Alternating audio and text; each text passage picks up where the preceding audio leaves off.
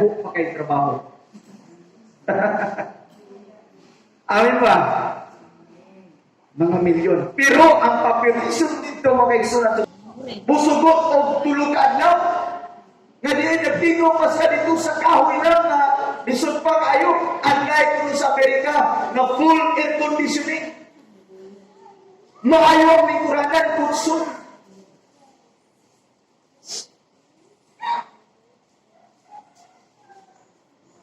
nang naman nga inaana ang ilang pasyon mga igsunan.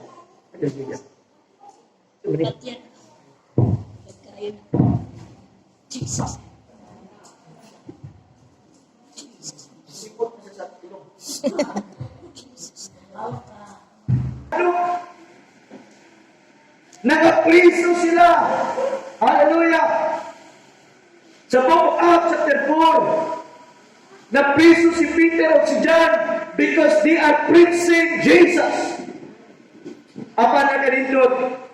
Kabisan pagprisuhon ka kung ikaw tinuod na disciple ni Jesus, tinuod na alaga ni Jesus, dili limitado ang milagro gahong sa Diyos. Amen. Sa niya nag-akpo ang church, ang Bible nag-ingon na shoot ang place asa sila nagtigom ang church nag-shape mo kaigsunan mikurog mo kaigsunan kung sa gahon sa pagampo o niya itong tumura si Peter o si John di pagawas sa anghel sa Diyos. Hallelujah. Amen. Di pagawas mo kaigsunan na ang mga missionary na mga Chinese mga kaigsunan sugod silang mamatay para sa Ginoo. Ano man, nakasabot sila, asa sila padulong human sa kinabuhi.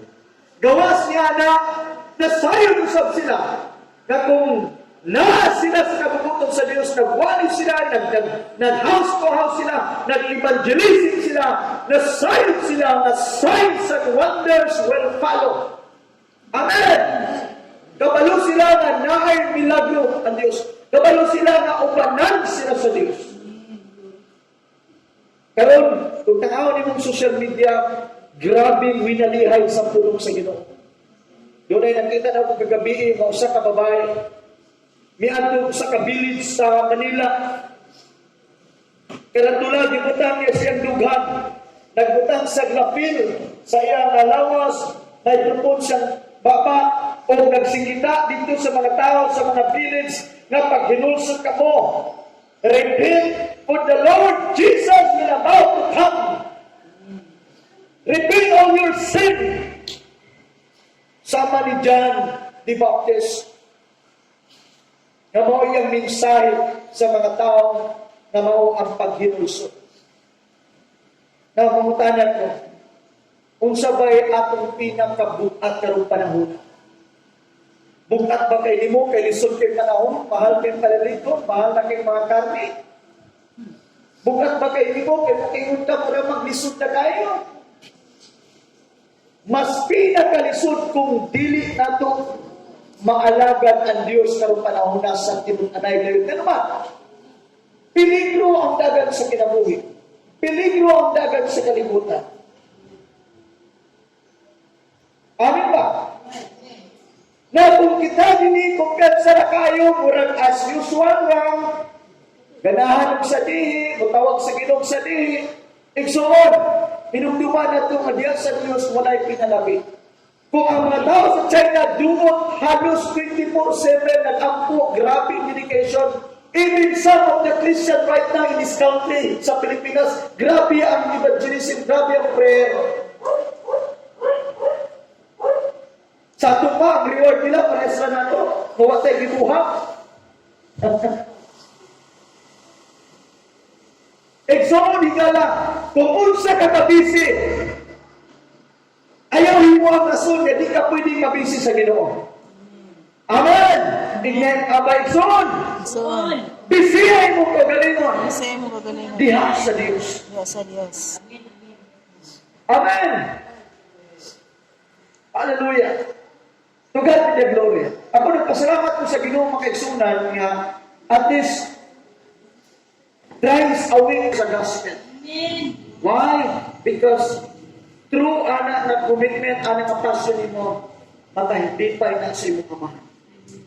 Last other day, nananawag na mga police, Pastor, bakit ko nagkaroon, gikan ko po sa, mo pa'y pag humana ko, gikan mo sa station po. Pastor na akong igsuon, gikan dito sa Puerto dito sa lalawag kita ko. Abi niya magkaigsunan, kung dili kita mo engage of commitment na di mo yung Ginoo, gamita ko. Dili yung gamiton sa Ginoo.